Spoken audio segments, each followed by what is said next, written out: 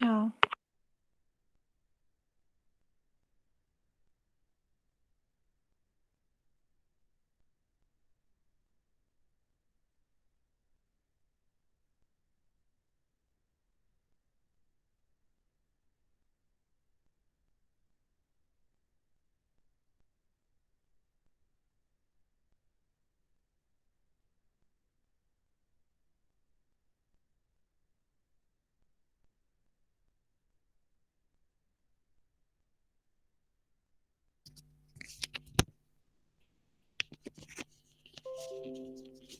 Oke, Assalamualaikum warahmatullahi wabarakatuh.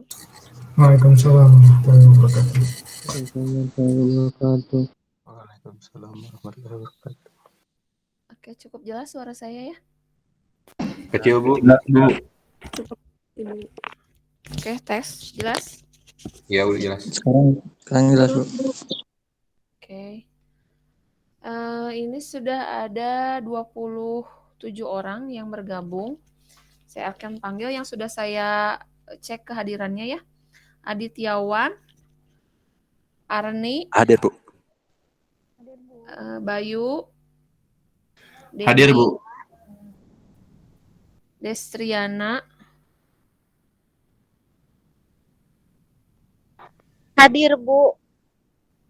terus Destristi, Hadir, Bu.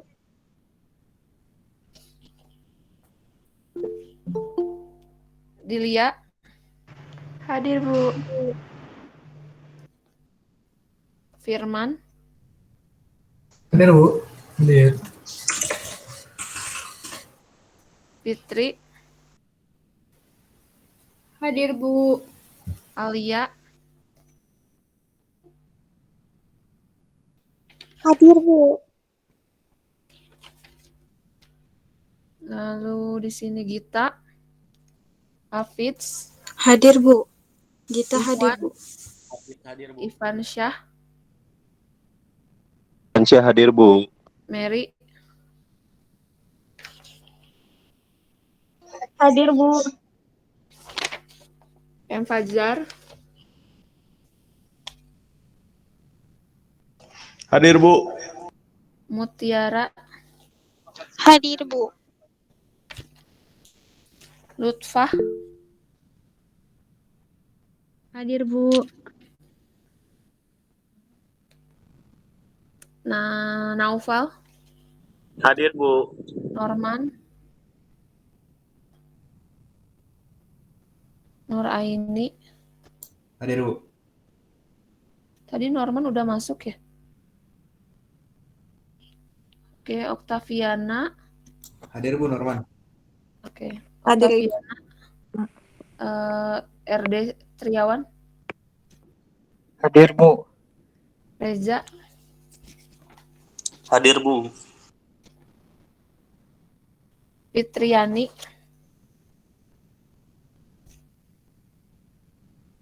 Rifki, Hadir Bu. oke, Aska, Hadir Bu. Maaf sedang dalam perjalanan Bu. Aska. ya Ahmad, Aska hadir. Sandi, Hadir Bu. Nani, Ya, Ibu. Mila, Cindy, Hadir, Bu. ya Siti Mariam, Hadir, Bu. Silvania,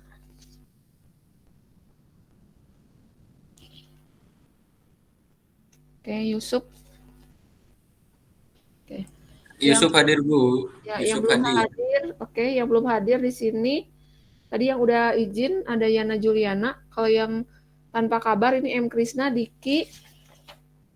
Terus Marisa udah ada belum Marisa? Takut kelewat. Nggak ada ya. MV Nerdi, Ihsan, Karisma, Anhar, Al-Fajri, Ajeng. Yang lainnya sudah saya ini ya cek kehadirannya. Oke, kita mulai saja untuk pertemuan hari ini. Sebelumnya saya minta maaf, minggu lalu saya berhalangan hadir karena ada kegiatan di luar. Jadi untuk pertemuan hari ini menggantikan pertemuan minggu lalu, yaitu pertemuan 2. Nah, pertemuan 3-nya itu kita geser di hari Sabtu, jam dan jamnya yang sama ya, 18.20. Mudah-mudahan kalian bisa hadir, dan mudah-mudahan saya juga bisa hadir dengan tepat waktu. Ya, memang besok ada kegiatan di luar, tapi insya Allah saya usahakan 18.20 sudah ada di rumah gitu ya. Kita untuk lakukan pertemuan ketiga gitu. Untuk materi hari ini materi pertemuan 2 tentang pengenalan diri. Kita sudah tampil PowerPoint saya ya. Sudah, Bu. Udah, Bu. Oke, lalu materi hari ini dan materi pertemuan besok sudah saya share juga di WhatsApp ya. Siapa tahu ada yang susah download di e-learning. Ini sudah saya sharekan. Untuk tujuan perkuliahan di pertemuan 2, kalian diharapkan bisa mengenal konsep pengenalan diri. Ya, dan yang paling penting nanti kalian diharapkan bisa mempraktekkan tes pengenalan diri. Nah, tetapi harapan saya ketika kita nanti mempraktekkan tes pengenalan diri, misalnya kamu hasilnya adalah introvert atau extrovert atau blind self dan lain-lain, itu kalian nanti jangan jangan terkotakkan dengan hasil itu gitu, sehingga kalian tidak mengembangkan kemampuan diri ya. Jadi nanti saya akan memberikan masukan ketika nanti kalian sudah melakukan tes pribadi pengembangan diri kalian. Nah, nanti akan saya sampaikan gitu kiat-kiat ke depannya untuk bisa menjadi pribadi tentu yang lebih bisa diterima gitu oleh orang lain, bisa diterima oleh lingkungan kalian. Nah, sebelum ke materi kita review dulu materi pertemuan pertama tentang personal development. Nah, kata personal berarti itu kan tentang diri kita sendiri. Nah, development itu kuat kaitannya dengan artinya peningkatan kemampuan atau pengembangan. Nah, di sini personal development sendiri ini fungsinya untuk apa? Dia adalah kegiatan untuk meningkatkan kemampuan dalam diri seperti mengasah keterampilan, ya, mengasah atau meningkatkan kinerja dan lain-lain. Jadi personal development sendiri adalah peningkatan kemampuan di dalam diri kita sendiri, ya. Itu review minggu kemarin. Nah, kenapa ini sangat penting untuk dipelajari oleh kalian? Karena dengan meningkatkan kemampuan diri, diharapkan kualitas kehidupan dan karir yang akan kalian tempuh ke depannya itu akan semakin berkembang dan semakin baik gitu. Jadi kenapa pentingnya kita meningkatkan kemampuan diri agar ke depannya kalian bisa hidup lebih baik, terutama di dalam lingkungan dan di dalam pekerjaan. Oke, selamat bergabung. Ini ada Marisa sama siapa tadi? M. Ihsan gitu. Yang barusan bergabung siapa ya, Marisa? Ya, Bu. Sama M. Ihsan. Ya, Bu, ya. Oke, kita lanjutkan. Ya, jadi ini review pertemuan pertama ya tentang personal development.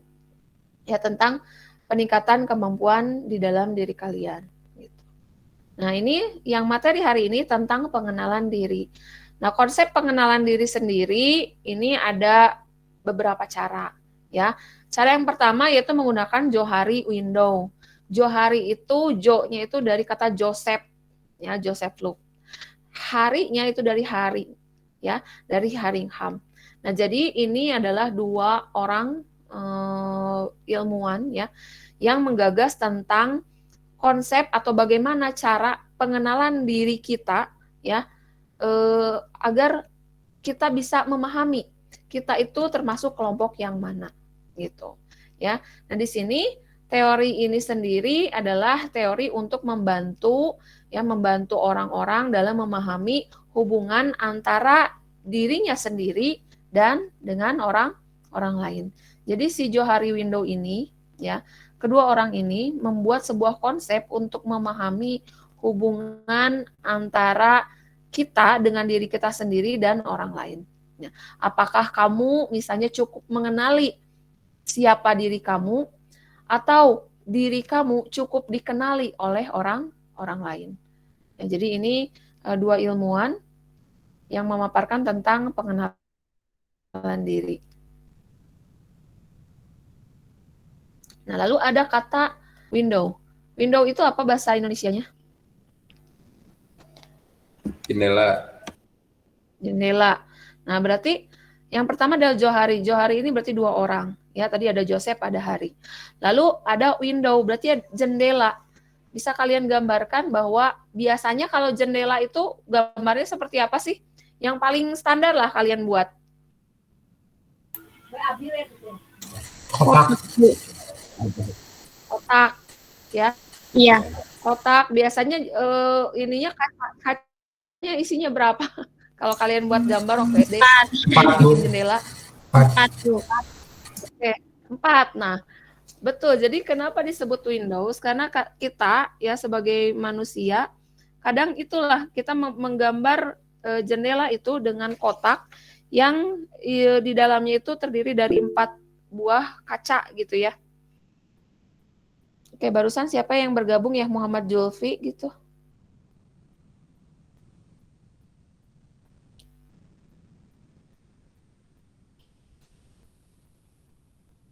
Muhammad Julfi ini baru bergabung ya? Maaf, keganggu sebentar.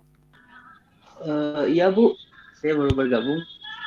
Oke, sebelumnya yang baru ini, kamu maksudnya baru di ACC Akademik?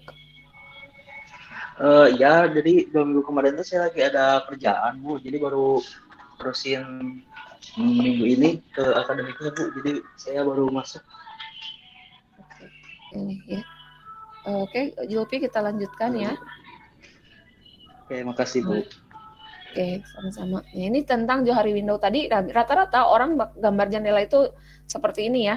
Kotak gitu, isinya 4. Kadang nggak dikasih bingkai sama sekali ya, isinya kotak gitu. Nah, di sini teori Johari Window sendiri adalah teori kesadaran diri mengenai perilaku maupun pikiran yang ada di dalam diri sendiri maupun di dalam diri orang lain. Jadi kita ngelihatnya itu ke di dalam diri kita dan kepada orang lain atau orang-orang yang ada di lingkungan sekitar kita. Nah, di sini untuk apa fungsinya? Yang fungsi dari pengenalan diri menggunakan konsep Johari Windows ini pertama untuk memahami perasaan, ya, memahami perasaan, kesadaran, tingkah laku, lawan bicara, agar tujuannya adalah berkomunikasi dengan efektif, gitu. Bagaimana kita bisa memahami orang yang kita ajak bicara, memahami apa yang kita rasakan. Misalnya gini, oh saya tahu nih, oh saya itu orangnya gampang bergaul, mudah berteman, mudah bercerita apa saja gitu. Misalnya gini, ada kamu yang baru kenal, ketemu orang yang baru kenal, ternyata kamu bisa aja cerita masalah pribadi kamu gitu ke orang itu padahal baru kenal gitu. Ada orang yang seperti itu, ada orang yang tertutup gitu ya, sudah lama kenal, sudah bertahun-tahun, sudah dianggap akrab juga, tetapi kamu tidak bisa menyampaikan semua hal gitu, terutama untuk hal-hal yang bersifat sensitif gitu ya, masalah hubungan pribadi kamu, masalah permasalahan di dalam diri kamu, biasanya walaupun kamu sudah kenal cukup lama dan cukup akrab dan cukup percaya, tetapi kamu membatasi. Nah, jadi kita itu harus memilah, kita itu ada di posisi yang mana gitu. Apakah kita yang open, ya baru kenal aja bisa langsung curhat gitu kan? Atau kita orang yang sangat tertutup, atau kita terbuka tetapi juga tidak semua kita buka. Nah, seperti itu. Jadi di sini nanti kita akan memahami kita itu termasuk yang mana gitu. Nah, di sini fungsinya nanti ke depannya atau kaitannya dengan emotional intelligence teori yang berhubungan dengan kesadaran dan perasaan manusia gitu ya. Nah, ini perlu dipahami tentunya untuk mendevelop diri kamu agar kamu bisa berkomunikasi lebih baik dengan orang lain, agar kamu bisa lebih diterima oleh orang lain, tetapi juga tidak berpura-pura menjadi orang lain. Gitu. Nah, untuk Johari Window sendiri, di sini saya gambarkan sebagai kotak. Nah, ini kotaknya 4 ya. Kotak yang pertama yang ini. Nah, jadi jendelanya itu ini kotak pertama, kotak kedua, dan ketiga, dan keempat. Jadi kotak yang pertama ini disebut dengan open area, yang ini. Ya. Lalu ada kotak dengan nama blind area, ada hidden area, dan unknown area. Posisi-posisi ini ditentukan oleh posisi di atasnya. Ya. Ini yang pertama yaitu unknown by others ini, ya. Unknown by others. Berarti ini adalah diketahui oleh orang lain atau enggak. Jadi sifat-sifat kamu, ya, keadaan diri kamu itu diketahui oleh orang lain atau enggak. Nah, semakin ada di atas, ya, semakin ada di atas di sini, ya, berarti kamu itu semakin diketahui orang lain, gitu. Semakin dianggap kehadiran kamu itu semakin ada, gitu ya. Nah, semakin dia ke bawah, semakin kamu itu tidak diketahui oleh orang lain. Ada nggak sih mungkin di lingkungan kamu, sebenarnya udah 1 tahun nih kita seruangan gitu, atau satu kelas, udah 1 tahun kita sekelas, tapi kita nggak sadar misalnya ada teman kita yang namanya Asep misalnya. Emang misalnya kita ketemu nih suatu saat, entah kapan gitu ya, ketika dalam perusahaan pekerjaan ketemu, "Hei," kata Asep, "saya ini kan teman sekelas kamu dulu." Oh iya, nah kita tidak mengetahui keberadaan Asep itu berarti dia termasuk kepada unknown by others. Jadi tidak diketahui oleh orang lain. Mungkin Asepnya tidak terbuka, jarang ngobrol dan lain-lain, gitu ya. Jadi untuk wilayah sini ya, unknown by others dan unknown by others itu artinya yang diketahui oleh orang lain. Apakah diri kamu itu cukup diketahui nggak oleh orang lain? Gitu. Apakah orang lain itu memahami nggak bagaimana kamu, gitu, menyadari nggak kehadiran kamu, gitu, ya. Ini. Lalu berikutnya known by self itu berarti diketahui oleh diri sendiri, yang ini ya. Known by self.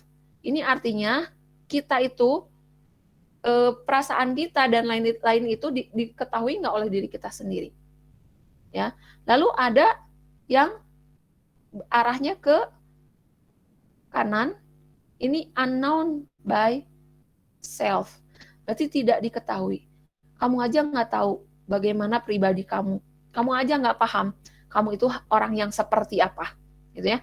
Jadi ada orang yang memahami bahwa dia itu orang yang seperti apa, tapi ada banyak orang yang tidak memahami bahwa dia itu adalah orang yang seperti apa. Gitu.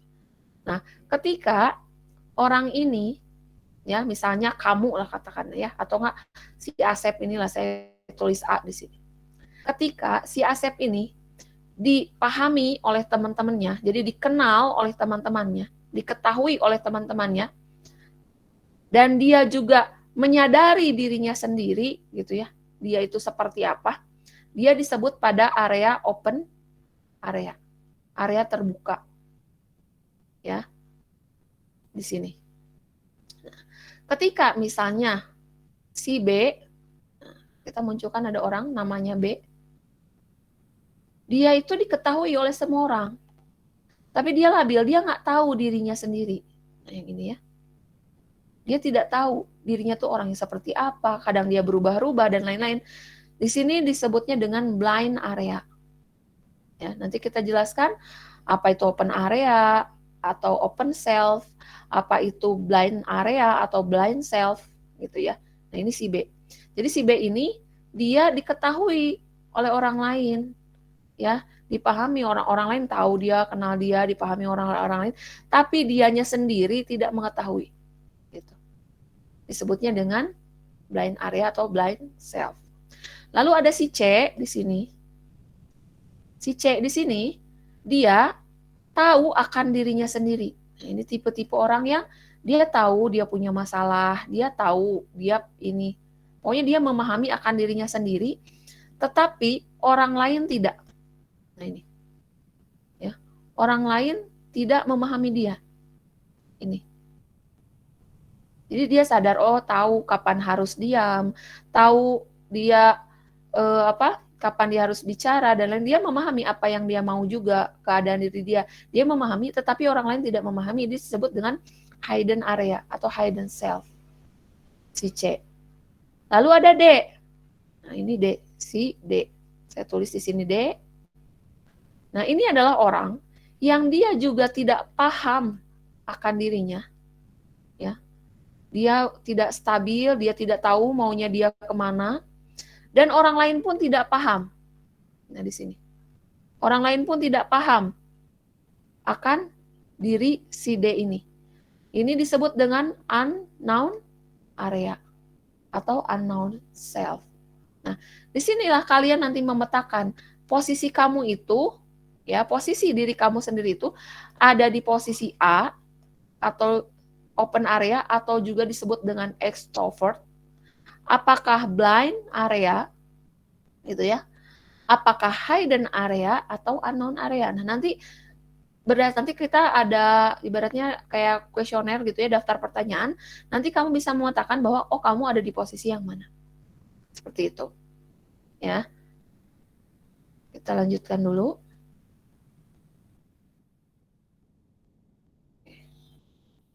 Nah di sini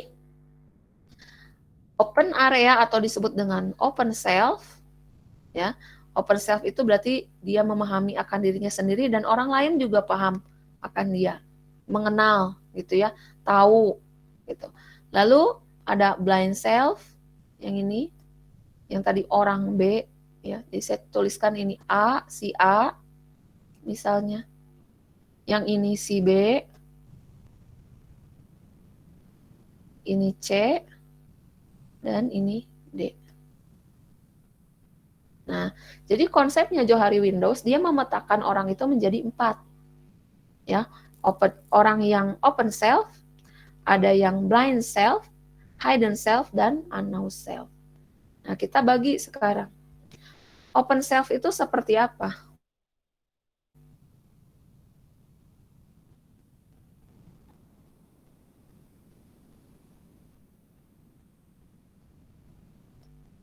Oke. Open self itu seperti apa? Di sini open self itu adalah di mana seseorang saling terbuka. Ya. Saling terbuka terhadap dirinya sendiri maupun orang lain. Jadi, orang yang ada pada area ini, yang ada pada area open self, orang ini dia terbuka terhadap dirinya sendiri maupun orang lain. Sehingga biasanya ya dia itu gampang akrab sama orang, gampang cerita sama orang, semua bisa jadi topik pembicaraan. Ya, dia akan terbuka mengenai sifatnya, saya tuh gini loh gitu. Dia baru kenal, sudah akrab, bisa cerita bahwa sifat dia seperti ini, perasaan dia seperti ini gitu. Oh, saya sekarang lagi sedih, dia curhat gitu ya dengan orang di lingkungan di sekitarnya ya. Jadi orang ini terbuka mengenai sifatnya, perasaannya, kesadarannya, perilaku, dan apa yang membuat dia termotivasi. Nah, si open self ini di dalam ilmu psikologi digambarkan sebagai sifat yang ekstrovert. Ya, ekstrovert. Ya. Nah, di sini orang-orang yang berada di wilayah seperti ini atau ekstrovert, ini biasanya mudah menjalin komunikasi dengan siapapun. Mungkin ada yang merasa di sini, yang merasa bahwa oh ini gampang banget, akrab sama orang, supel, baru kenal udah kayak akrab gitu, udah ngobrol lama gitu. Nah itu adalah orang-orang extrovert. Jadi orang-orang yang mudah menjalin komunikasi dengan siapapun, ya. Lalu orang seperti ini, ya ketika baru mengenal nih, baru ketemu, baru kenalan, orang ini biasanya baru kenalan nih, dari jauh aja dia udah langsung senyum, nyapa, hai gitu. Apa kabar? Padahal nggak kenal. Ya misal, ya kamu datanglah ke hotel gitu, terus ternyata ada manajer hotelnya misalnya. Kita nggak tahu dia manajer hotel, mungkin dia lagi nggak dalam posisi bekerja juga di manajer hotel tersebut gitu, di hotel tersebut. Lalu tiba-tiba ketika ketemu dia langsung nyapa, langsung senyum, ya. Apalagi dia bertindak misalnya sebagai pegawai di hotel tersebut, ya langsung menjabat tangan, ya. Nah, orang-orang tersebut disebut dengan orang-orang ekstrovert. Oke, kita sebelum dilanjutkan, saya mau tanya dulu. Ya, sebelum kita masuk ke instrumen pertanyaan atau tes, ya. Silahkan kalian tulis di kolom chat jika kalian merasa extrovert, misalnya. Contoh, misalnya Siti merasa extrovert, berarti tulis Siti strip extrovert. Bagi yang merasa dirinya itu gampang kenalan dengan orang lain, gampang akrab dengan orang lain, gampang terbuka dengan orang lain, silakan tulis di kolom chat. Saya mau tahu, sebelum kita pakai instrumen, siapa di antara kalian yang merasa bahwa dirinya ekstrovert? Silakan. Ada yang merasa ekstrovert? Atau open area? Tidak ada? Introvert semua di sini? Bu, kalau ada dua gimana Bu? Kadang extrovert, kadang introvert itu gimana? Oke. Nah, oke. Menurut perasaan pribadi kita, nah oke, terima kasih Ihwan. Menurut pribadi kita, kadang Bu, kita tuh bisa ekstrovert, bisa introvert Bu, tergantung keadaan atau tergantung mood kita. Ya nggak? Ada orang yang moodnya gampang berubah. Misalnya kalau lagi happy ya dia bisa jadi ekstrovert. Tapi kalau dia udah merasa tidak nyaman, dia bisa jadi seorang yang introvert, jadi malas ngomong sama orang gitu, malas terbuka. Nah, makanya nanti itu ke depannya, walaupun misalnya nanti kamu mengisi kuesioner tersebut, kamu tidak perlu mengkotakkan diri. Oh, berarti saya ekstrovert ya. Oh, berarti saya introvert ya. Oh, berarti saya nggak bisa dong ngobrol sama orang lain. Nah, orang itu bisa berubah ya. Contoh nih ya, saya cerita dulu. Dulu saya merasa saya itu introvert. Saya tidak bisa bergaul dengan orang lain. Mudah gitu. Orang lain tidak paham dengan saya. Saya merasa introvert. Dulu ketika misalnya awal-awal lah kayak kuliah, itu bisa udah sebulan, 2 bulan tinggal di kosan itu, saya tuh bisa nggak kenal dengan orang-orang yang ada di kosan itu, dan orang-orang lain juga nggak kenal dengan saya. Karena ya saya diem aja di kamar, nggak pernah mau membaur gitu. Nah, saya menganggap bahwa saya itu adalah introvert saat itu. Tapi di waktu-waktu tertentu, saya bisa nyapa duluan, apa duluan gitu. Nah, ternyata dengan perkembangan waktu, si orang introvert ini juga dia bisa bergeser. Ya, bergeser menjadi orang-orang yang bisa lebih terbuka gitu. Jadi memang kalau ada yang merasa bahwa saya tuh kadang introvert Bu, kadang extrovert, tidak apa-apa gitu. Tidak selalu orang extrovert itu selalu extrovert. Kadang juga dia ada ketika ada situasi-situasi tertentu yang mempengaruhi, dia juga bisa berubah gitu ya di waktu-waktu tertentu menjadi lebih tertutup gitu. Dan tidak selalu orang introvert itu, memang kalau orang introvert rata-rata dia akan tetap introvert, walaupun dengan proses waktu dan lain-lain dia bisa berubah gitu menjadi lebih ekstrovert gitu, lebih terbuka dengan orang lain gitu. Jadi nanti memang kalau di perkuliahan, saya kebetulan ada teman orang psikiater dan psikolog juga bercerita bahwa ketika mereka di perkuliahan, bahwa instrumen tes itu memang hanya memetakan di awal, orang ini pada dasarnya cenderungnya kemana gitu. Tetapi ke depannya itu dia tidak boleh mengkotakkan diri. Jadi itulah peran psikolog dan psikiater itu untuk tidak mengkotakkan diri bahwa dia itu termasuk ke golongan ini. Sehingga dia tidak, atau dia menutup kemungkinan untuk melakukan perubahan gitu ya. Jadi untuk tadi pertanyaan dari Isan, wajar kalau misalnya saya juga kadang merasa extrovert, kadang enggak gitu. Tidak masalah. Ya. Tidak masalah. Ini ada Bayu extrovert. di Lia ekstrovert. Nah, berarti Bayu ini merasa bahwa oh kalau saya dapet di lingkungan baru itu mudah gitu bergaul dengan orang lain, ngobrol dengan orang lain, disenangi banyak orang, biasanya temennya banyak gitu. Ya, begitupun di Lia. Ya Rifki, kenapa?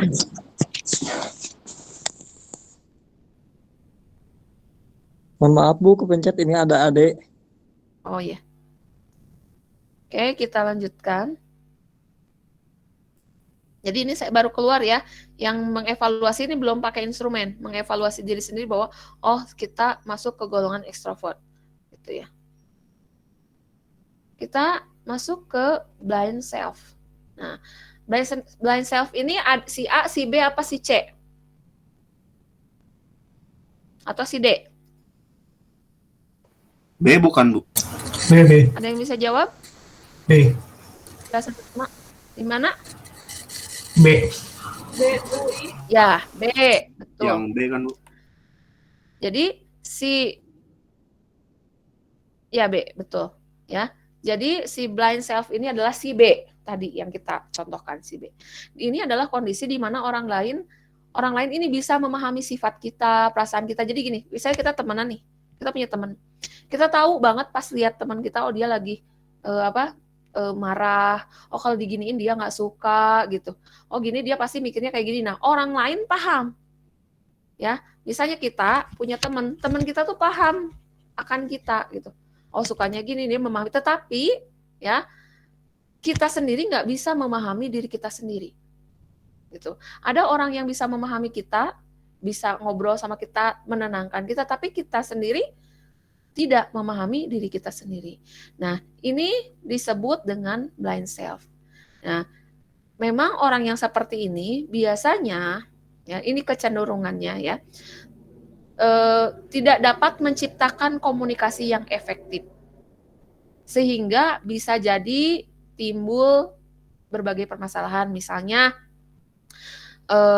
kadang dia itu ngerasa, aku asik nih, gini-gini gitu. Jadi, kurang bisa membawa diri gitu. Dia merasa sok asik padahal orang di lingkungan padahal dia tuh lagi sedih loh, dia nggak kayak gitu. Dia sebenarnya pendiam gitu, tapi orang lain tahu gitu. Oh, kadang ada kan orang yang hey, gitu kayak ceria padahal dia punya masalah. Dia sebenarnya aslinya pendiam. Nah, itu dipahami oleh orang lain. Ya. Jadi memang ia tidak dapat menilai diri sendiri sebagaimana sifat, perilaku, pikiran yang ia miliki. Tetapi orang lain dapat menilai aja, orang lain lihat aja udah tahu gitu. Ya. Memang kadang orang bilangnya munafik gitu ya. Jadi dia tidak terbuka karena orang lain nganggap bahwa kayak dia tuh bukan orang yang seperti itu gitu. Ya. Lalu ada hidden self. Nah, hidden self ini di mana ini si A, si B, si C, si D, hidden self. C. Betul, C. Betul, C ya. Hidden self sendiri adalah si C ya. Ini di mana dia bisa mampu memahami dirinya sendiri. Orang ini biasanya mampu menyembunyikan atau merahasiakan sesuatu yang menurut dia kayaknya nggak perlu deh dipublikasiin, nggak perlu deh diomong-omongin gitu. Nah, orang-orang hidden self, jadi dia itu lebih memahami dirinya sendiri dibanding orang lain. Kadang orang lain tuh nggak tahu, jadi ini misterius nih orangnya gitu ya kalau menurut orang lain. Ya, lalu, nah kalaupun misalnya dia di dalam persahabatan, jadi ada nggak kamu ngerasa kamu tuh sahabatan udah lama banget sama dia, tapi kamu tuh nggak tahu dia punya masalah hidup apa, karena orang itu juga nggak pernah cerita gitu. Kamu pernah punya sahabat lama banget, tapi tiba-tiba misalnya sahabat kamu tuh mengalami sesuatu dan kamu tuh nggak sadar bahwa dia tuh ternyata punya masalah A, B, C, D dan lain-lain gitu ya. Nah, biasanya orang ini kenapa gitu tertutup, dia membatasi, tidak terlalu menceritakan tentang pribadinya dia, ya mungkin dia merasa malu, takut kecewa, takutnya udah diceritain. Kadang ada orang kayak gini, nggak mau curhat, nanti curhat malah diomongin ke orang lain gitu ya, digosipin. Kadang pernah nggak sih kalian ngerasa? Iya Bu. Pernah ya ngerasa curhat sama teman kita, terus sama teman kita diumbar-umbar sama orang lain. Nah, dari situ juga bisa terjadi kita akhirnya menjadi seorang yang hidden self. Akhirnya saya nggak mau cerita masalah pribadi lagi sama orang lain. Karena apa? Karena saya punya pengalaman nih, cerita, curhat, tiba-tiba diomong-omongin sama orang, nah gitu. Jadi banyak faktor juga menyebabkan orang menjadi seorang yang hidden self gitu. Mungkin ada yang merasa jadi hidden self di sini. Jadi kamu walaupun mau bertahun-tahun gitu, kamu tuh nggak akan gampang cerita masalah pribadi kamu. Nah, jadi kalau kamu misalnya ada kuesioner atau pertanyaan atau instrumen yang merasa saya merasa nyaman bercerita tentang masalah pribadi saya dengan teman terdekat saya. Kalau jawaban kamu adalah tidak gitu ya, atau sangat tidak setuju, oh berarti kamu termasuk orang yang tidak mau bercerita gitu. Berarti kamu termasuk ke dalam hidden self. Itu salah satu instrumennya. Jadi kalau beberapa kali pertanyaan itu dilontarkan dan kamu jawabannya tetap tidak, ya berarti ya kamu tidak mau membuka gitu, tidak mau membuka rahasia-rahasia atau sesuatu yang memang kamu rasakan, jadi cukup dipendam seperti itu. Lalu yang keempat ada unknown self atau si A, si B, si C, si D. Si D, Bu. D, oke ya, ini D. Ini disebut dengan unknown self. Oke. Unknown self itu seperti apa? Nah, memang ini adalah wilayah yang seseorang tidak dapat memahami dirinya sendiri. Bahkan orang lain pun nggak bisa paham gitu. Nah, inilah orang yang disebut dengan introvert gitu. Orang lain nggak paham, dia pun nggak paham. Jadi dia lebih senang ya udah sendiri. Saya nggak mau tahu apa yang saya inginkan, saya lebih baik sendiri. Saya nggak mau juga bercerita dengan orang lain. Nah, itu adalah orang-orang unknown self. Oke. Lalu wilayah ini memang wilayah yang tidak bisa menciptakan interaksi dan komunikasi yang efektif. Biasanya orang-orang introvert dia lebih senang mendarik diri. Dia nggak suka dengan keramaian banyak orang gitu ya, nyerita-nyerita. Menurut dia kayak ngapain sih ngobrol, nggak penting gitu. Kalau orang ekstrovert kan, gimana, apa kabarnya, apa aja diceritain gitu, apa aja bisa jadi topik pembicaraan. Kalau orang introvert dia akan berpikir apa sih, nggak penting deh gitu. Udah mending sendiri aja, dia hidup dengan dunianya sendiri.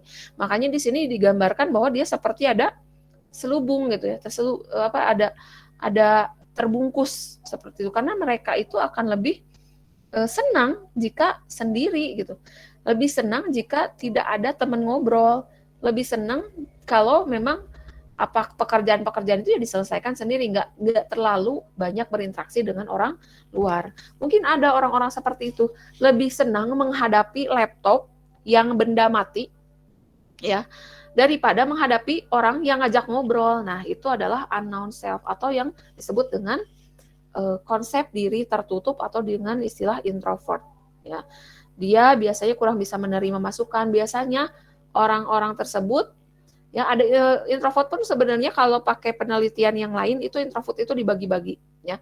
Nah, introvert ini biasanya memang kurang bisa menerima masukan, pendapat atau komunikasi dari orang lain. Ada yang merasa introvert di sini?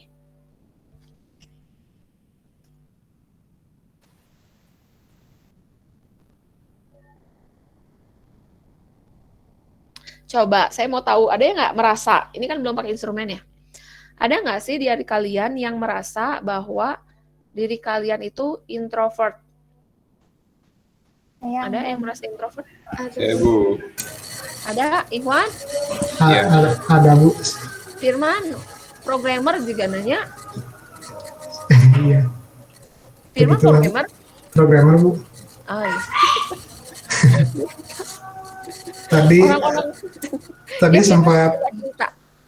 Tadi sempat tes MBTI siang-siang, Bu. Terus hasilnya 96% introvert. Ya ampun. Besar banget. Introvert ya? Yeah. Tapi nggak apa-apa, Fir. Nggak apa-apa. Saya juga merasa dulu itu saya introvert. Sangat-sangat introvert. Jadi kalau masuk lingkungan baru tuh saya ngerasa orang lain tuh nggak suka sama saya gitu. Perasaan saya ya ini. Jadi saya tuh lebih senang sendiri. Lebih senang menghadapi benda mati daripada orang yang ngobrol gitu. ngajak ngobrol. Kalau saya tuh kadang ada orang tiba-tiba akrab, tuh asa curiga, ini ada apa ya tiba-tiba akrab gitu. Ya Bu sama. Sama ya? Sama. Ya, jadi kalau ada orang-orang sok kenal teh, jadi takut gitu. Suka apa ya, kayak ini pasti orang tuh mau ada maunya gitu. Iya gitu ya. Gak apa-apa Firman. Tapi memang orang-orang introvert itu biasanya memang dia itu senang dengan dirinya sendiri. Makanya kalau orang programmer itu dia kan ngulik ya, nyari gitu. Apalagi kalau ada masalah sesuatu yang apa ya nggak selesai gitu, wah keingetan, dipikirin terus sampai beres gitu. Dia nggak tahu di lingkungan lagi pada ngomongin kamu, lagi banyak yang ngejelek-jelekin, nggak peduli dan nggak tahu dan nggak peduli gitu. Iya, benar. Kerjain aja. Seperti itu ya, apa-apa. Saya pun termasuk seperti itu, tetapi itu proses, karena misalnya Firman nih, nggak mungkin kan Firman nanti jadi programmer terus. Suatu saat Firman kan harus naik nih, jadi misalnya dari programmer jadi senior programmer, terus nanti jadi scrum master, dari scrum master misalnya kamu jadi project manager ya, karena kamu seorang programmer awalnya. Misalnya kamu jadi project manager, ketika kamu jadi posisi project manager, mau kamu gak mau, kamu harus bisa ngelobi orang, ngobrol sama orang, bicara tentang program, gitu. Sampai deal, sampai bisa jadi proyeknya. Itu kan butuh waktu, butuh proses, dan itu bisa gitu, Firman. Kalau dipikir dari sekarang, membayangannya tuh kayak, aduh, malesin gitu Bu, kalau interaksi sama banyak orang. Ya, benar. Ya, kalau orang introvert seperti itu, males deh, harus ini sama orang, nggak apa-apa lah gitu, nggak ini aja, yang penting saya kerjain apa tugas saya gitu, beres aja gitu. Ya. Nggak apa-apa Firman, itu Firman pun ketika melakukan tes itu dan munculnya adalah introvert, kamu tidak perlu mengkotakkan diri, bahwa saya introvert, berarti saya tidak bisa dong ya berinteraksi dengan luar. Jangan. Justru karena kamu tahu bahwa kamu introvert, iya berarti saya harus berlatih, mulai berkomunikasi dengan orang lain, mulai menjalin obrolan dengan orang lain gitu Firman. Membuka lah sedikit-sedikit, jangan sekaligus, jangan dipaksain, nantinya jadi bingung, kamu mau ngomong apa malah orang lain, ini orang ngomongin apa, nanti orang lain malah jadi bingung, kenapa gitu ya, pelan-pelan gitu. Biasanya orang introvert ini ya teman-temannya nggak terlalu banyak. Iya sih Bu, benar. Ya. Firman banget, tenang. Ada lagi Cindy ya, Cindy introvert juga, Cindy? Enggak Bu. Enggak, Iwan tadi. Oh Iwan, oh iya Iwan mana Iwan? Ya Bu, apa Bu? Ya Iwan merasa Iwan introvert? Ya kadang enggak sih Bu, kadang extrovert, kadang introvert gitu. Oh iya, berarti, nah ini bagus, maksudnya, sebenarnya Bu pada dasarnya saya introvert, tapi sekarang sih udah bisa saya ngobrol sama orang, udah mulai buka diri, nah itu bagus, Iwan ya. Jadi, tapi kadang sisi introvertnya suka keluar ya Iwan. Ya Bu, paling kalau ada tamu gitu datang ke rumah, saya mending di kamar gitu. Iya. Oh itu mah sama saya juga Bu. Oh gitu. Ya, atau orang-orang baru lah ya, orang-orang baru ya lebih milih ya udahlah nggak terlalu bergabung gitu ya. Iya. Oke, ya ada Iwan, ada Firman tadi. Terus tadi Cindy juga ada ya, sedikit lah namanya. Nah itulah nanti ada namanya instrumen pola pengenalan yang kedua ya, selain menggunakan Johari. Kalau Johari kan hanya dibagi menjadi 4 gitu, hanya dibagi menjadi 4. Nah sekarang kita masuknya ke MBTI ya, MBTI atau Myers-Briggs Type Indicator. Nah MBTI inilah yang membagi. Jadi si introvert itu introvert apa? Jadi introvertnya udah banyak gitu. Introvert apa itu sampai jendelanya itu bukan 4 lagi, banyak jendelanya gitu ya. Extrovertnya extrovert apa gitu. Itu dibagi nanti sama MBTI ini ya. Jadi si MBTI ini adalah psikotes yang dirancang untuk mengukur preferensi dasar murni psikologi seorang dalam melihat dunia dan membuat keputusan. Nah, MBTI ini dikembangkan oleh ilmuannya Myers ya, dari mulai 1940, dirancang untuk mengukur kecerdasan individu, bakat, tipe kepribadian seseorang. Nah, MBTI ini dia bagi gitu, bahwa orang itu ada, jadi setiap orang itu ada sisi-sisi ekstrovertnya, Jadi dari energi itu ada sisi extrovert, ada sisi introvert, sensing, intuition, thinking, feeling, judgment, dan perception. Nah, ini berdasarkan level-levelnya ya. Nah, ini berdasarkan apa? Nah, di sini saya akan arahkan, misalnya dari arah pemusatan perhatian. Ini yang pertama ya. Saya tulis dulu sebentar biar kelihatan. Ini yang pertama. Yang pertama yaitu extrovert, PS, introvert. Nah, ini yang pertama. Di sini dari arah pemusatan perhatian. Jadi ada tipe preferensi, yang pertama adalah extrovert, yang kedua adalah introvert.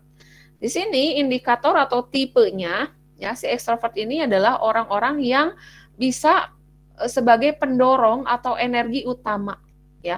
Nah, energi utamanya ini adalah lingkungan.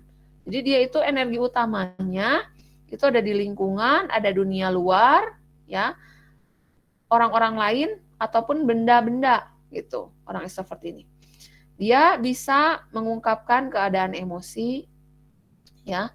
Nah, dan dia tuh memang membutuhkan hubungan antar pribadi. Jadi memang itu dia tuh kalau sendiri tuh dia sakit gitu. Kalau dia sendiri nggak banyak berinteraksi, dia diem, nggak ada teman dan ini, dia tuh nggak bisa gitu. Kalau extrovert tuh kayak gitu. Jadi dia memang membutuhkan orang-orang luar. Jadi yang menjadi energi utama itu adalah ketemu orang lain, ketemu dunia baru gitu ya. Nah, itu orang-orang extrovert. Bagaimana dengan orang introvert? Yang menjadi pendorong atau energi utamanya itu berasal dari dalam dirinya sendiri.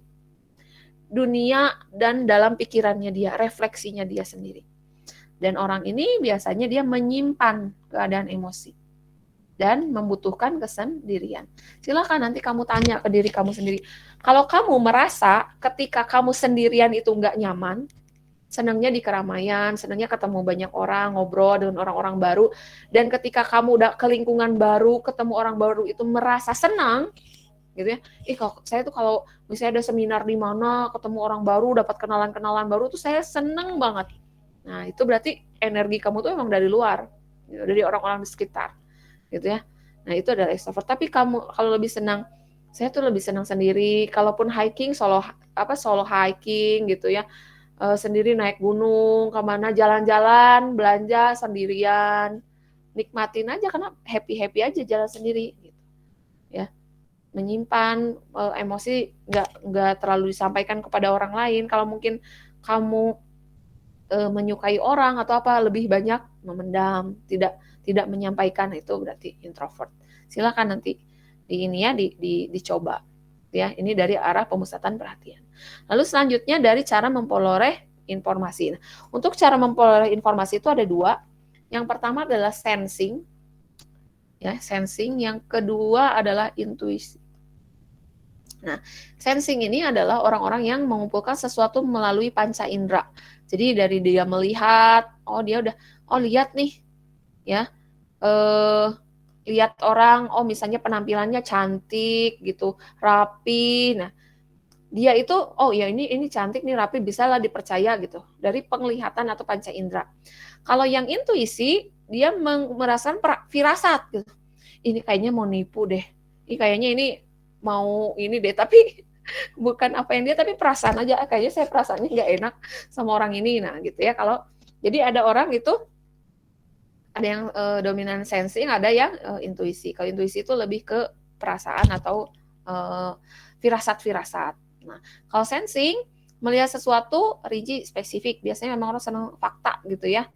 Lalu lebih suka menangani hal-hal yang praktis, menjalani hidup untuk keadaan saat ini, menikmati apa yang ada di lingkungannya, di sekitarnya, dan dia tuh menyenangi sesuatu yang dapat diukur.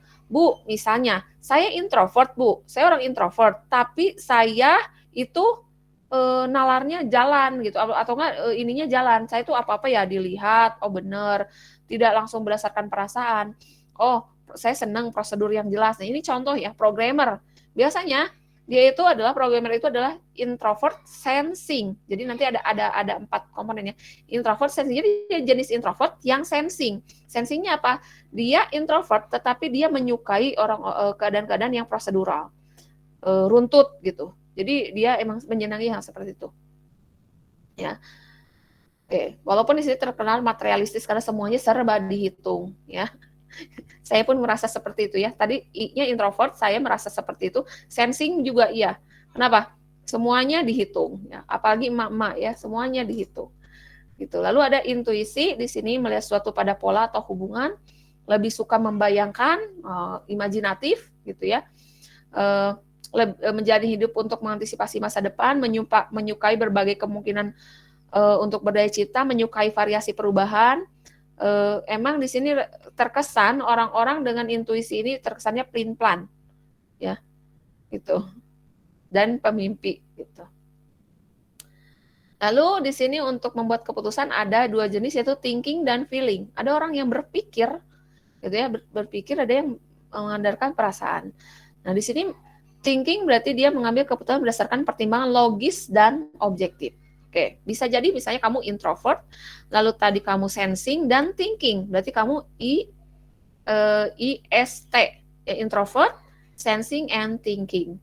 Berarti kamu adalah introvert yang sensing, yang senang dengan prosedural gitu ya, antrian semua tidak berdasarkan perasaan, dan kamu berpikir logis gitu. Berdasarkan logika ini masuk akal atau enggak? Kalau semuanya itu berdasarkan data dan fakta, berarti kamu masuknya IST, ya, introvert, sensing dan thinking. Kalau kamu misalnya, oh saya extrovert Bu, tapi saya juga sensing, tetapi saya juga merasa mengambil keputusan itu ya suka tidak suka gitu, menilai sesuatu penilaian pribadi. Kalau saya udah nggak suka ya udah nggak usah, berarti feeling gitu ya. Memutuskan dengan hati, menjalani sesuatu berdasarkan keyakinan pribadi gitu. Tidak peduli data dan fakta gitu. Yang penting perasaan saya, hati saya seperti ini, saya nggak suka, ya udah dipecat aja. Itu berarti feeling. Tapi kalau orang thinking, orang ini saya nggak suka, tapi dia bagus kerjanya. Kehadiran dia jam 7 pagi udah oke, tapi saya nggak suka. Dia akan lebih banyak logika yang diandalkan daripada feeling. Ini yang feeling itu meningkatkan hubungan yang keharmonisan, ya, dan seterusnya ya. Nanti dibaca aja nih. Lalu ada judging dan perceiving. Judging itu dia gaya hidup yang pasti terencana dan teratur. Dia punya udah ke depannya mau seperti apa, sudah dikondisikan gitu. Ya, mempunyai batasan-batasan yang jelas, ya. Terus nyaman sesuatu yang teratur gitu ya. Nah, ini memang terkesannya memang kaku gitu ya, terlalu menuntut dan memang sering gelisah gitu ya. Lalu ada perceiving, di sini adalah gaya hidup yang luwes, spontan, mudah menyesuaikan, menikmati rasa ingin tahu, mendapatkan kejutan dan seterusnya. Nah, kalian nanti harus bisa memetakan posisi kalian itu ada di mana berdasarkan MBTI ini gitu ya. Nah, ini jenis-jenis pekerjaan yang biasanya orang introvert itu dia bisa bekerja sendiri, misalnya dia bisa menjadi seorang chef gitu ya, tidak terlalu berhubungan dengan orang lain gitu ya.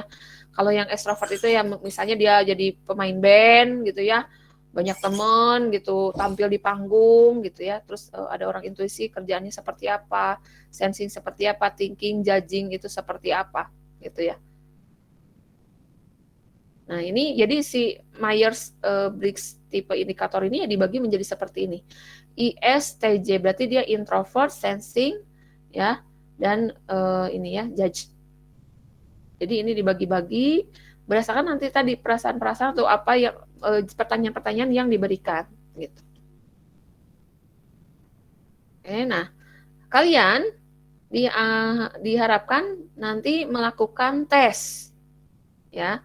Tadi saya ini udah diklik, nanti saya udah ada share ya materinya. Kalian download angket penilaian di sini. Yang angket pertama ini tentang Johari Windows. Nanti ada pertanyaan, nanti itu dihitung dari Excel-nya udah otomatis ya, udah dimasukin rumusnya. Nanti kalau ada angka misalnya nilai kamu di bawah 3 atau dikurang 3, nah nanti itu berdasarkan persepsi orang lain dulu. Baru nanti persepsi diri sendiri atau pemahaman diri sendiri, nanti kamu bandingin gitu. Kamu di posisi mana berdasarkan Johari Windows. Lalu tes kepribadian ini pakai link ini atau ada lagi satu link lagi. Saya akan kirimin linknya lewat grup ya. Ada 2 link yang bisa kamu lakukan untuk MBTI. Bentar, saya kirim lewat sintesa.net.mbti ya. Oke, ini saya kirimkan. Jadi untuk melakukan tes MBTI itu bisa lewat web yang ini ya, 1%.net. Nah, itu tapi kamu harus registrasi terlebih dahulu, daftar aja. Itu daftar, habis daftar baru ikutin tesnya MBTI. Nah, nanti ada beberapa pertanyaan, cukup banyak pertanyaan. Nah, nanti setelah itu ada kesimpulan kamu termasuk kelompok yang mana gitu ya di MBTI. Kalau yang di Johari Windows itu dari hasil itu kamu bandingkan lagi dengan pemahaman kamu dengan diri sendiri. Nah, baru nanti petakan kamu ada di kondisi mana yang Johari Windows. Gitu. Ini udah saya kirimkan. Kalian nanti bisa melakukan tes. Kita sampai jam berapa ya? Takut kelewat. Masih lama? 19.40 Bu.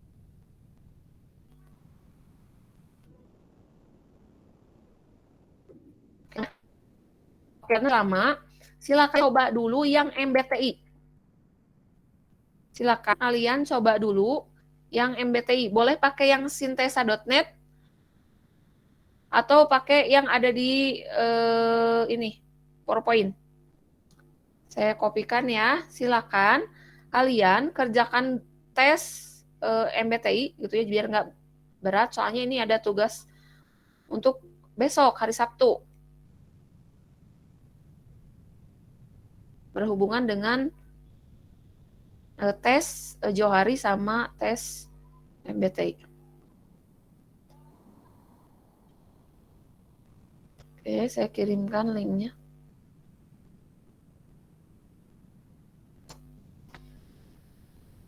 Silakan tenang jawabnya ya, kita masih ada 25 menit, masih banyak. Silakan kerjakan. Jawab pertanyaan yang ada di tes MBTI.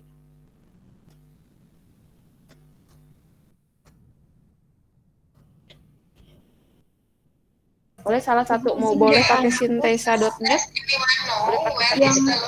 Yang sintesa bisa langsung Facebook. Yang sintesa Boleh? Gak usah daftar dulu kan ya Bu ya? Sabar. Sebentar.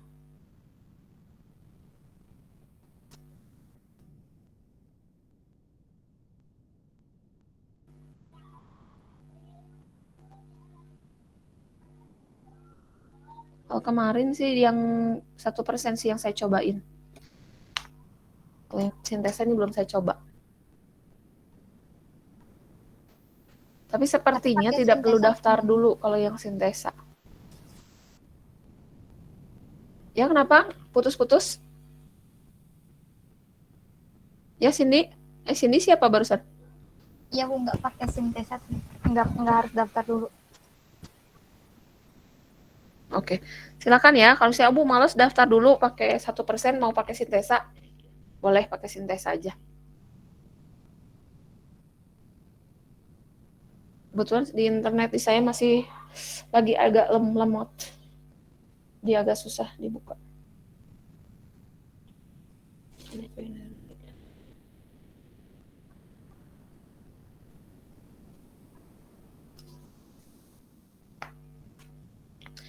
Venerdi, ini kamu nggak terlalu terlambat?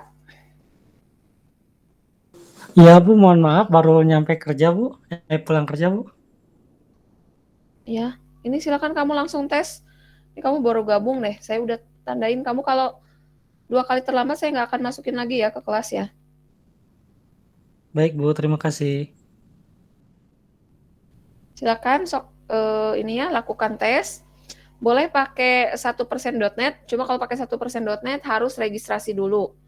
Atau kamu pakai satu lagi ya, sintesa.net untuk melakukan tes MBTI.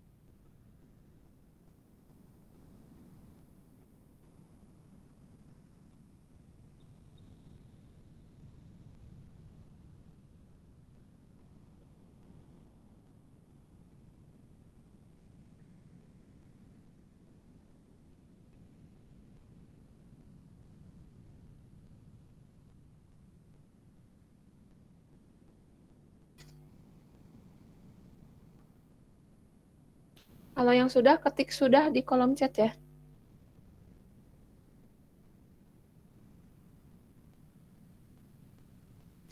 Oke, Silvania sudah.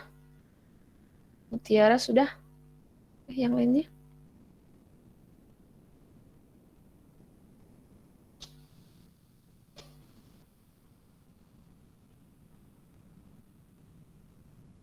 Silvania, tadi yang kamu dari tes itu menurut kamu ada kesesuaian atau ada yang tidak sesuai, Silva? Sesuai, Bu. Sesuai apa yang kamu rasakan gitu? Ya. Oke. Mutiara gimana?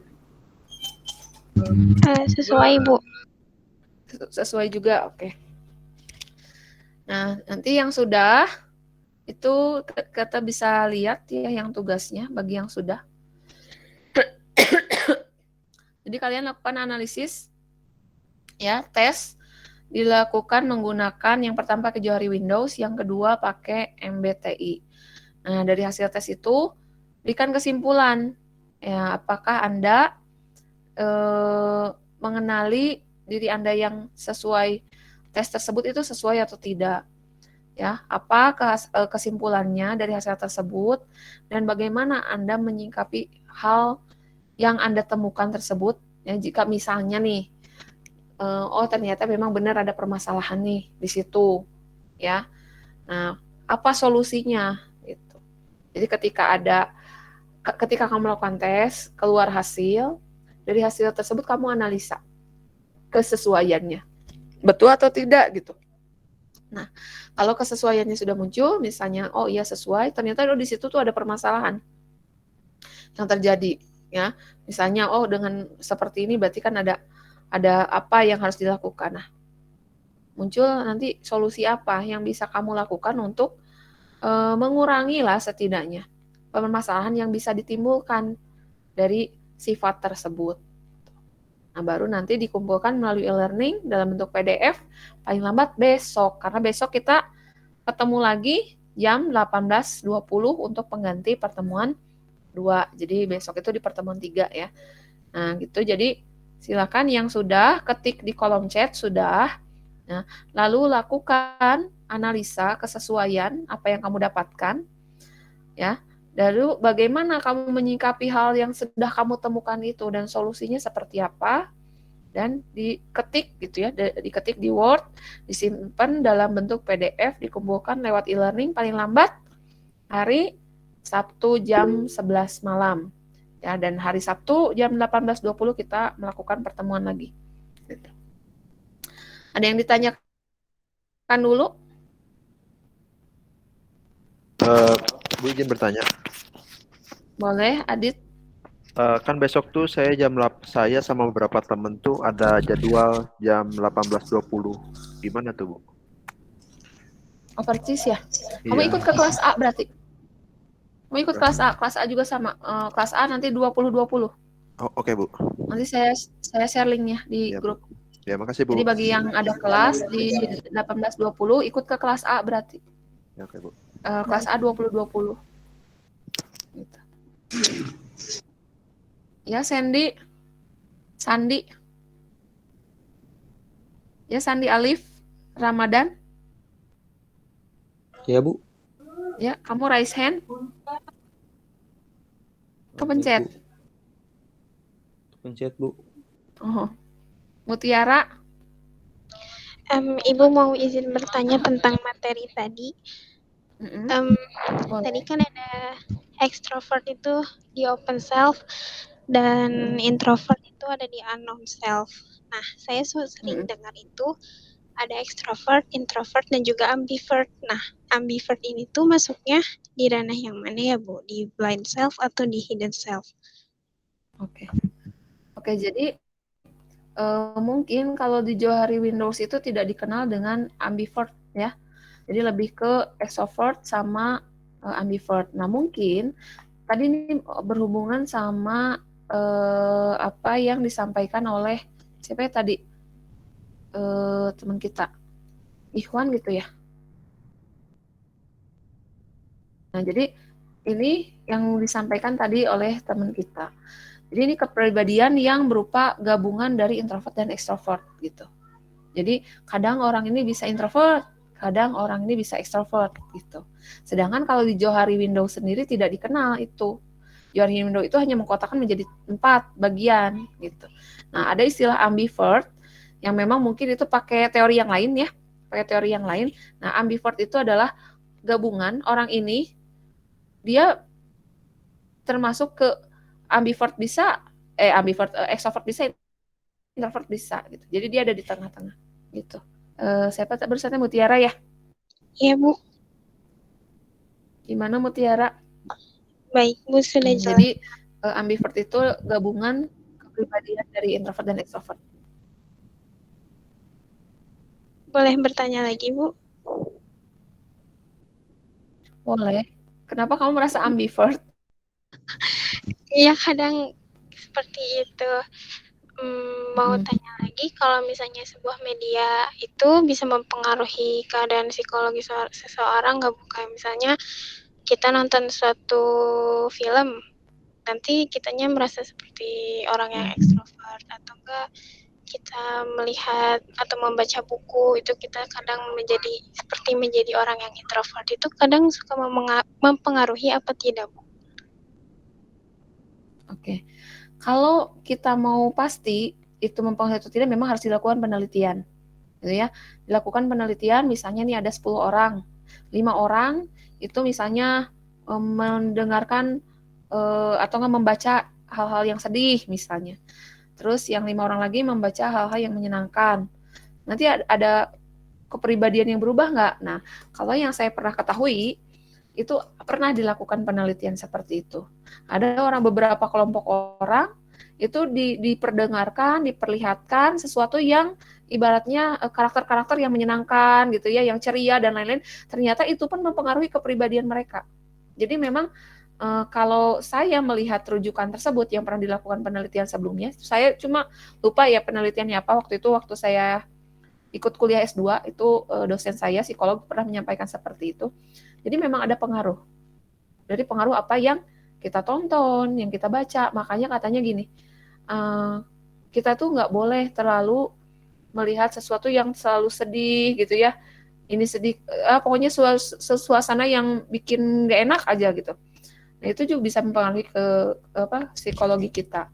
Terus pernah juga kan ada kejadian di negara kita, anak yang melakukan pembunuhan kepada tetangganya, pernah dengar nggak? Anak yang melakukan pembunuhan kepada tetangganya itu dari bacaan-bacaan komik awalnya, dia senang bacaan komiknya yang yang memang seperti itu gitu. Secara tidak langsung ya dia kayak mendalami kejiwaan yang ada di dalam buku tersebut gitu. Jadi memang kalau saya sih berpendapat ya bahwa itu mempengaruhi gitu, Mutiara. Baik, Bu, terima kasih. Ya.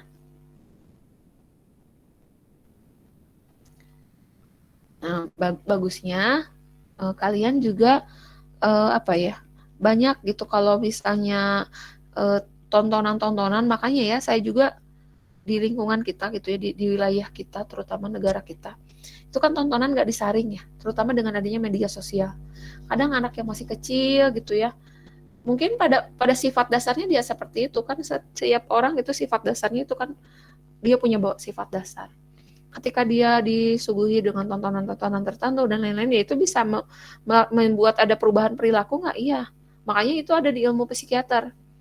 Ya, teman saya ada psikiater tapi dia pakainya caranya tasawuf psikoterapi. Nah itu tuh benar, salah satunya ya gitu, diperdengarkan, diperlihatkan dengan hal-hal yang baik misalnya. Kita sedang membuat sesuatu itu diarahkan kepada hal yang lebih positif misalnya. Itu dilakukan seperti itu terus gitu.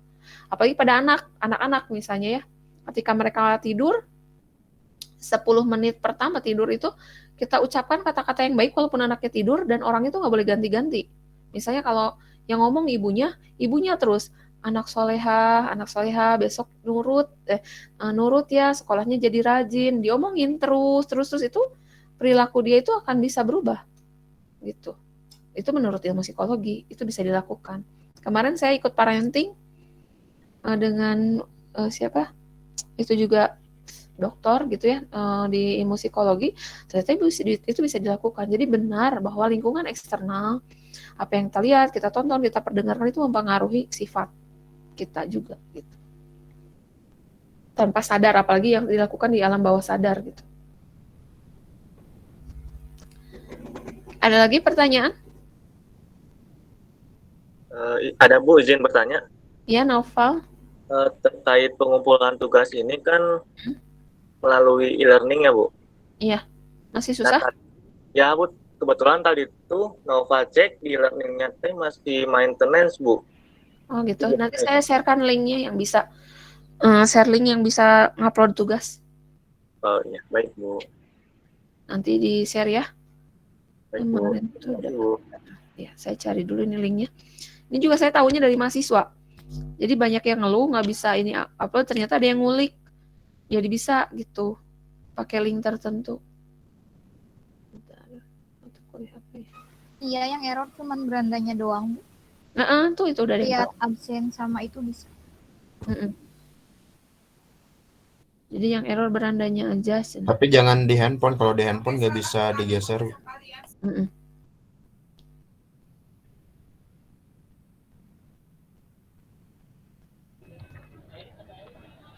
Ada lagi yang mau bertanya? Nanti saya share ya link pengumpulan tugasnya. Udah di absen Bu? Udah ya nak. Kenapa? Kamu kan telat. Tadi ya Bu, telat. Tadi kan udah izin ke ibu. Iya udah. Udah tadi pas kamu masuk kan udah di-admit. Oh iya, makasih Bu. Ya.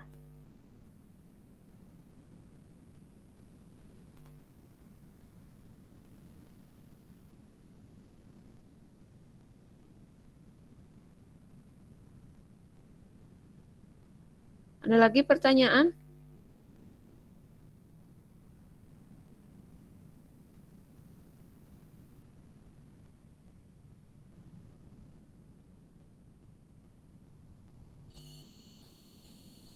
Oke, kalau tidak ada pertanyaan, cukup jelas ya tugasnya. Kalian tadi lakukan tes, ini alhamdulillah udah pada sudah ngerjain yang MBTI. Kalian nanti coba kerjaan juga yang Johari Windows, itu ada linknya. Mudah-mudahan bisa diakses. Saya sih udah open public buat aksesnya ya. Mudah-mudahan bisa langsung diakses yang Johari Windows, nanti langsung dijawab pertanyaan-pertanyaannya. Lalu kalian analisa kesesuaiannya, apa yang ditemukan, kalau ada permasalahan, solusi. Jadi berikan solusi dari permasalahan yang mungkin terjadi, gitu ya.